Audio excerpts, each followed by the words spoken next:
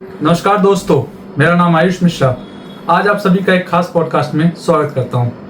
आज हमारे पॉडकास्ट में एक बहुत इंपॉर्टेंट व्यक्ति का मैं इंट्रोडक्शन आपके सामने करने वाला हूं और वो कोई खास व्यक्ति और कोई और नहीं, शशांक सिंह है। शशांक सिंह एक स्पिरिचुअल हीलर है, पर्सनैलिटी कोच हैं, पर्सनैलिटी ट्रेनर है और the Shashank Singh personality school के फाउंडर हैं। शशांक जी, हमारे पॉडकास्ट में मैं आपका तहे दिल से शुक्रिया अदा करता हूं कि आप हमारे पॉडकास्ट में अपना कीमती समय निकाल के, आप इतने बड़े स्टार्टअप फाउंडर हैं और आपने अपना कितना कीमती समय निकाला। नहीं, कोई बहुत बड़ा छोटे से फाउंडर नहीं के लिए बहुत छोटा सा फाउंडर हूँ। बस लोगों की जिंदगी को और बेहतर बनाने के लिए मेहनत कर रहा हूँ 4DITP के जरिए, which is 4 dimensional identity transformation program. Okay, तो 4DIP जैसे आप बता रहे हो, 4 डायमेंशनल आइडेंटिटी प्रोग्राम, इसको थोड़ा एक्सप्लेन करोगे सर, क्या है ये? इंसान की व्यक्तित्व के विकास के लिए हमें 4 आयामों पे काम करने की जरूरत है, जो है मानसिक, शारीरिक, आध्यात्मिक और इमोशनल अगर हम समझें तो भावनात्मक। इन चारों चीजों पे हमें काम करने की जरूरत है, तो हम इन्हीं चारों चीजों पे काम करते हैं। तो आज आपको हमने इनवाइट किया, आप आए, मैं उसके लिए तहे दिल से शुक्रिया कहता हूं। और उसके बाद मैं आपको आज बताना चाहता हूं कि आज का जो टॉपिक है वो है स्पिरिचुअलिटी के ऊपर, जो कि आपका फील्ड भी है। और स्पिरिचुअलिटी में 2 बहुत बड़े महानायक हुए हैं, हमारे कृष्ण भगवान और दूसरे हैं ओशो। तो मैं आपसे पूछना चाहता हूं कि आप किस तरह देखते हैं कृष्ण भगवान को और ओशो को? दोनों ही बहुत बड़े टीचर्स हैं, दोनों ही प्रैक्टिकल टीचर्स हैं और दोनों ही क्षण क्षण जीने वाले टीचर्स हैं। क्षण क्षण जीने वाले टीचर मतलब कंप्लीट मैन, मतलब कंप्लीट ह्यूमन अगर कहा जाए। क्षण क्षण जीने का मतलब जो जिस वक्त जो सही है वो करना अनिवार्य है। दोनों इसी तरीके के पर्सनालिटीज हैं। तो हाँ, they both are the great teacher. If you want to be something in your life, you need to study both the personalities. So here is my first question I put: how Krishna teaching guide us in daily life? How Krishna teaching guide us in daily life? Yes. पहले तो कर्म कीजिए, ठीक है जी, और फल की इच्छा भी कीजिए। कृष्ण ने अपने पूरे प्रसंग में ऐसा कहीं नहीं कहा कि वत्स कर्म करो, फल की इच्छा मत करो। फल की इच्छा से मतलब है कि आप, कई बार हम लोग कर्म करने से पहले ना बहुत बड़े ख्वाब सजाते हैं कि मान लेते हैं आज एक एग्जाम में बैठ रहे हैं, एग्जाम दिया नहीं है, फल की इच्छा ये हो रही है IPS ऑफिसर लग गया तो ये करूंगा वो करूंगा, इतना पैसा आ जाएगा, ये हो जाएगा, गरीबी दूर हो जाएगी। कर्म भी करना है और फल की इच्छा उसे नहीं होती है जिसे पता है कि फल मेरा है। समझ रहे हैं आप जो मैं कहना चाह रहा हूं? कि अगर मुझे पता है कि मेरे घर के अंदर, फ्रिज के अंदर 1 किलो आम रखा है, तो मैं आम की इच्छा करूंगा? नहीं करोगे, सिंपल है। अब मुझे मैंगो शेक पीना है, तो मेरे फ्रिज में आम और दूध दोनों रखा है, घर में चीनी भी और एक मिक्सर ग्राइंडर भी है, तो मैं इच्छा करूंगा मैंगो शेक की? नहीं। मैं कर्म करूंगा। कर्म करोगे क्योंकि मेरे पास वो सारी नॉलेज है, मेरे पास वो सारे साधन हैं। तो दैट इज कि कर्म करो, फल की इच्छा मत करो। फल की इच्छा वो करता है जिसके कर्म में खोट। ठीक। तो मतलब जब आउटपुट पता है क्या है, तो yes, Krishna is a great teacher कि एक तो कर्म आप कीजिए, ये उनकी सबसे पहली टीचिंग मुझे बहुत अच्छी लगती है। दूसरा, जिस सिचुएशन के हिसाब से जो चीज सही है वो करना बहुत जरूरी है। जिंदगी में साम दाम दंड भेद सब कुछ आना चाहिए। बोला युद्ध भूमि में शस्त्र नहीं उठाऊंगा, ठीक है, महाभारत के अंदर भीष्म पितामह नहीं मान रहे थे, उठा दिया चक्र, क्योंकि वो सिचुएशन की डिमांड थी। अब कई लोग क्या होते हैं, अपने जबान की वजह से कि बस मुझे इस पर टिके रहना है, ये मैं प्राण जाए पर वचन ना जाए, ऐसा हो जाए। हालांकि लोग उधर ना समझ लें, मैं उधर बात नहीं कर रहा हूं भगवान राम की मैं बात नहीं कर रहा हूं यहाँ पे। प्राण जाए ना पर वचन ना जाए से मेरा मतलब भीष्म पितामह, उनकी कुल वधु कहां चीरहरण हो रहा था, शांति से बैठे हैं। तो कृष्ण की ये टीचिंग है कि जहां जिस चीज की जरूरत है, वचन भी खंडित होता है, प्रॉमिस भी खंडित होते हैं, वरदान भी खंडित होते हैं, सब कुछ खंडित होता है। If you are on a right. कहने का मतलब ये है कि कृष्ण के अगर हम फॉलो करते हैं तो हमें कृष्ण के अकॉर्डिंग चलना चाहिए। जहां पे जिस चीज की जरूरत है हमें उस चीज को फॉलो करना चाहिए, उस चीज को उस टाइम पे करना चाहिए। कृष्ण की एक बहुत बड़ी टीचिंग मैं और आपको दूंगा कि कभी भी किसी को फॉलो मत करो। बिल्कुल। रीजन क्या है कि मान लेते हैं कि मेरे पास बहुत सारे स्टूडेंट्स आते हैं, मान नहीं लेते हैं, सच बात है, मेरे पास बहुत सारे स्टूडेंट आते हैं 5 साल से लेकर 70 साल तक। आज तक शायद 10,000 से ज्यादा स्टूडेंट्स को ट्रेन कर चुका हूं अपने 7 साल के इस जर्नी के अंदर, 2019 से लेके अभी तक। तो बहुत सारे स्टूडेंट्स ये होते हैं कि सर आपके जैसा बनना है, वो या तो मुझसे बहुत बेहतर बनेंगे या मुझसे कुछ अलग फील्ड में बेहतर बनेंगे, मेरे जैसे नहीं बन सकते। रीजन क्या है? मेरे सर्कमस्टांसेस अलग थे, मेरी सिचुएशंस अलग थी, मेरी सहूलियतें अलग थी। जब मेरा रास्ता ही अलग है तो मेरी डेस्टिनेशन भी अलग है। तो जब हम किसी को बिल्कुल पकड़ के चले थे ना, आजकल ये बहुत होता है कि फादर अपने बच्चों को कहते हैं तुम ऐसे चलो, तुम ये करो, तुम वो करो, हमारे टाइम पे ऐसे था, ऐसे करो। पिता के टाइम पे परिस्थितियां अलग थी, पुत्र के टाइम पर परिस्थितियां अलग है। पिता के टाइम पे हो सकता है कि एक मोड़ 5 किलोमीटर पे आता हो, पुत्र के टाइम पे हो सकता है वो मोड़ ही नहीं हो, नेशनल हाईवे बन चुका है।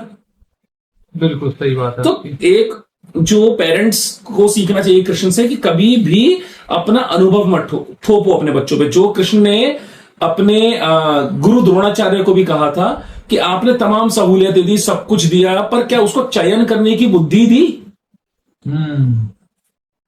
कि क्या सही क्या गलत इसका ज्ञान दिया जी। तो वो कॉन्शियसनेस देना बहुत जरूरी है, इंस्टेड ऑफ नहीं बेटा इधर नहीं जाना, ये करने की जगह।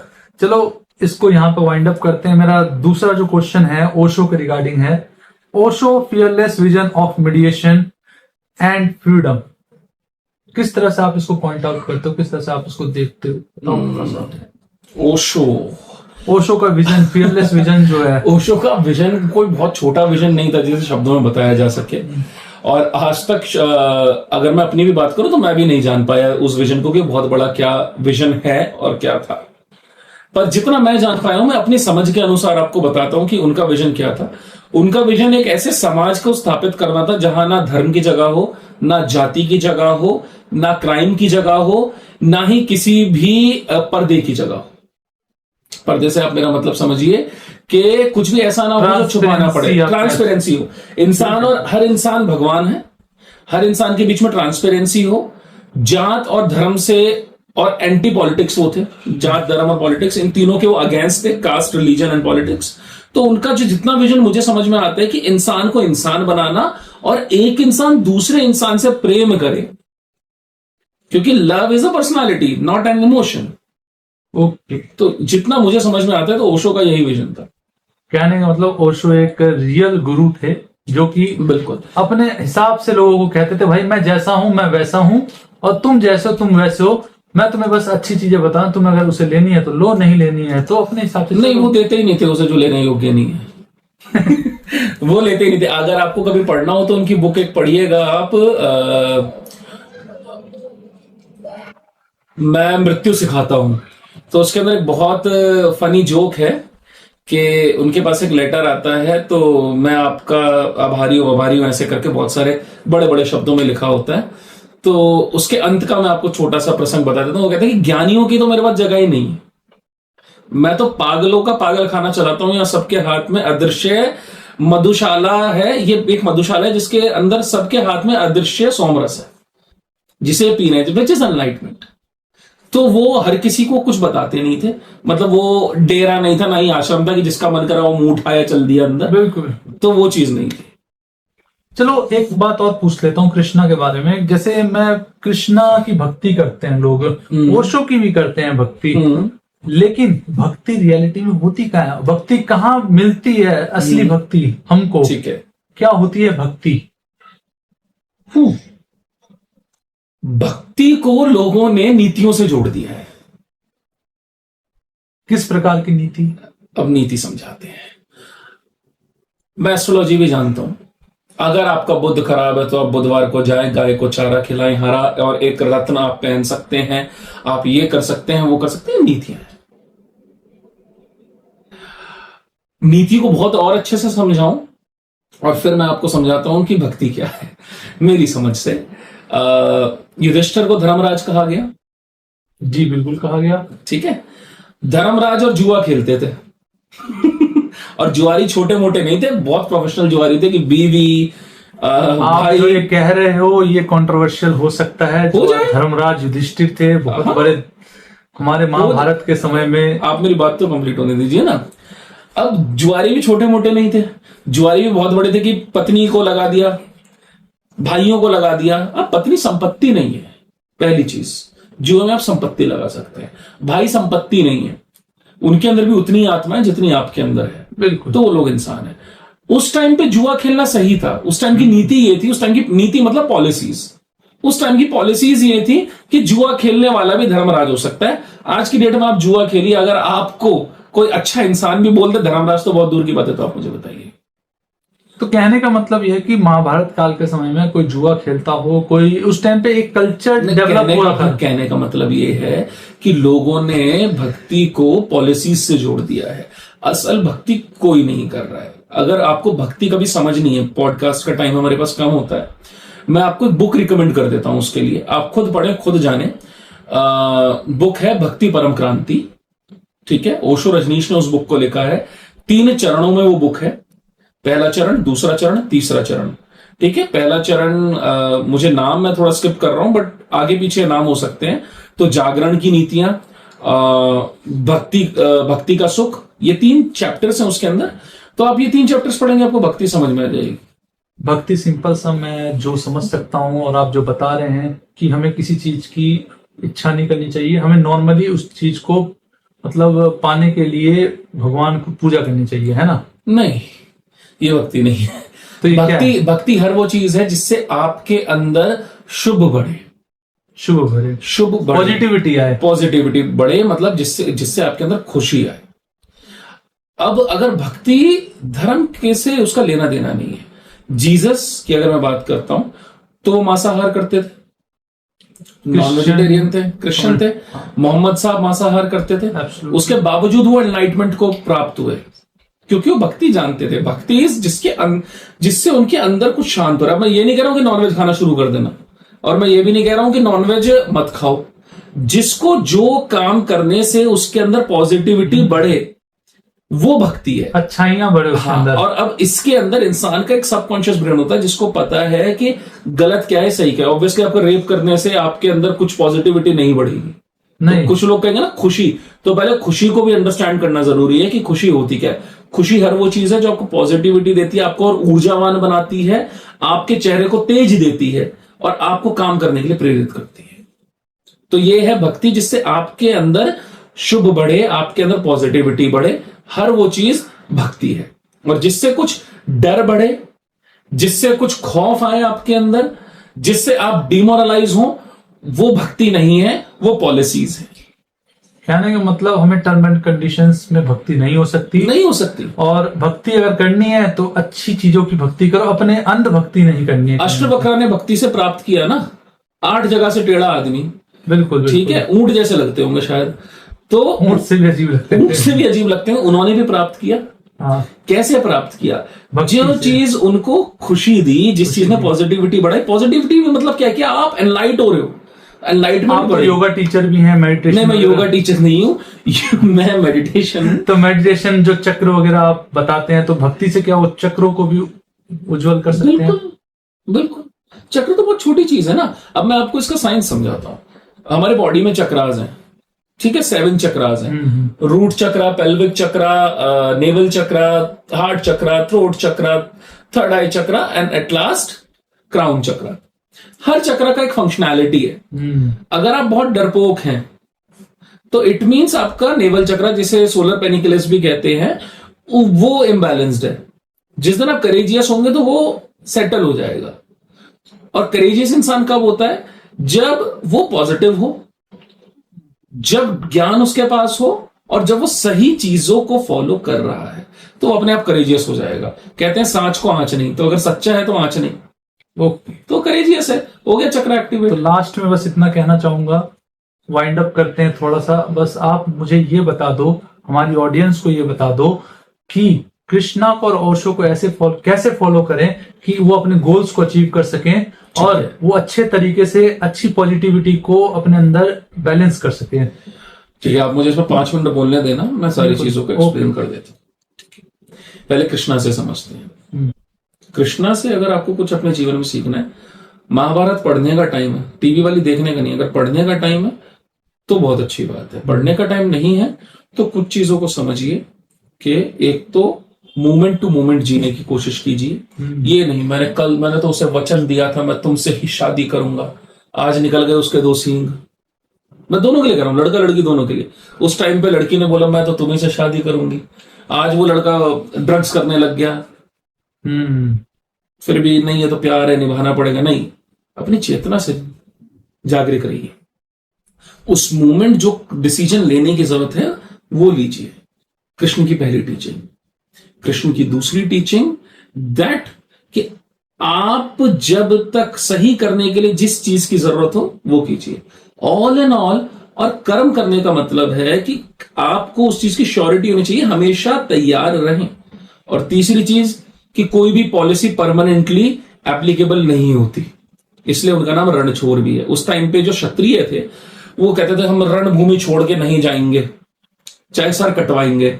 काले वन को उन्होंने मारा ही ऐसे ही था, रणछोड़ बन के भाग गए। ठीक है, ऋषि के ऊपर अपनी स्ट्रैटेजी अपनाई उन्होंने अपनी। ठीक है, बिल्कुल। तो जिस समय जो चीज करने के लिए सही है वो कीजिए, बिल्कुल कीजिए, बिना किसी इसमें आए कि मेरे वचन चले जाएंगे, मेरा क्या होगा क्या नहीं होगा। दुनिया ने कृष्ण को छलिया भी बोला, बिल्कुल। दुनिया ने कृष्ण को रणछोड़ भी बोला, दुनिया ने कृष्ण को पता नहीं क्या क्या बोला, क्या नहीं बोला, पर उसके बावजूद ये बोला कि ये महान है कि इससे टक्कर लेने का हम में सामर्थ्य नहीं है।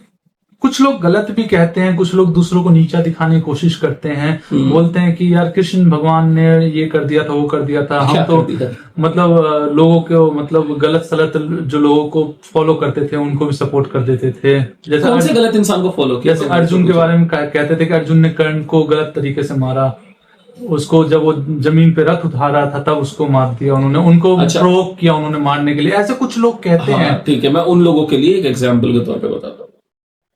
आपके घर में चोर घुस गए, ठीक है, आपके घर में चोर घुस गए और चोर घुसने के बाद में उन चोर के पास ना डंडा नहीं है, ठीक है, वो चोरी कर रहे हैं आराम से ढूंढते हुए। अब आपने देखा यार ये 3 चोर हैं, मुझ पे तो भारी पड़ेंगे। आपके पास एक सर्विस रिवॉल्वर है, आपने उठा के तीनों को शूट कर दिया।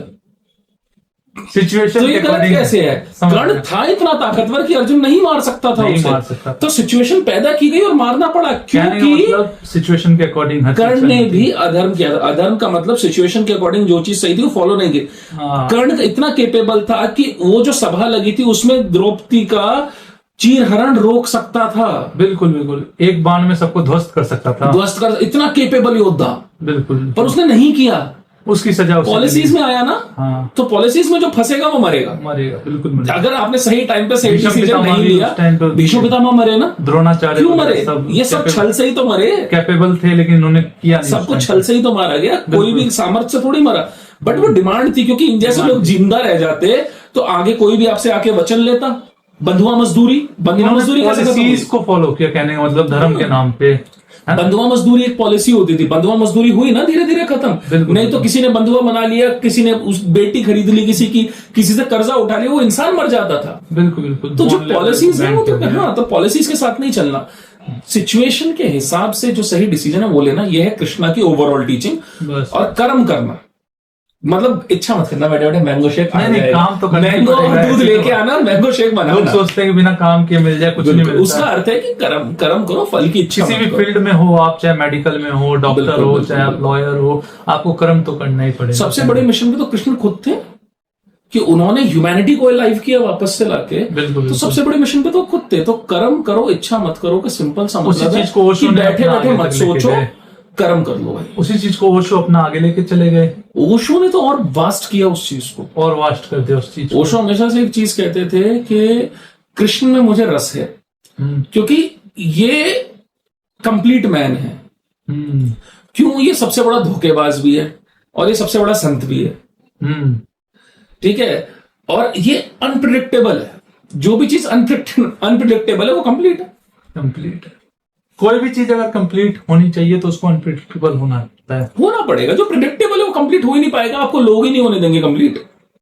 दुनिया में कोई कंप्लीट है ही नहीं, सबसे पहली बात। बहुत छोटा सा एग्जांपल लेते हैं, जब पीएम किसी दौरे पे निकलते हैं अपना कारवा लेके, तो वहां पे ए, बी और सी रूट निकाले जाते हैं। जी। जो ए रूट तो सबको पता होता है, उसमें सिक्योरिटी लगी होती है, पर बी और सी रूट अनप्रिडिक्टेबल होते हैं, कहीं से भी कुछ भी हो जाएगा, तो भागने के लिए चाहिए ना। बिल्कुल।